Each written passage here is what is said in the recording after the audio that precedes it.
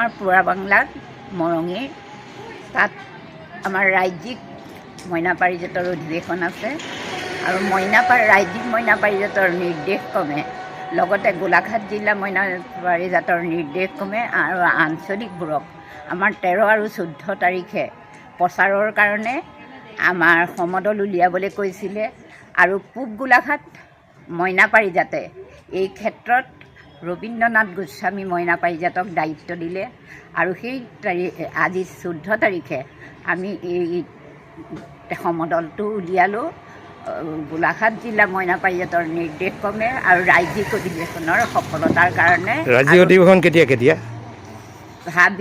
27, 28 আৰু 29 ডিচেম্বৰত পুৰা বাংলা মৰঙীত হ'ব। আপোনালোকৰ মইনা পাৰিজাতৰ নাম কি? ৰবীন্দ্ৰনাথ গোস্বামী সোঁৱৰণী মইনা পাৰিজাত। আমি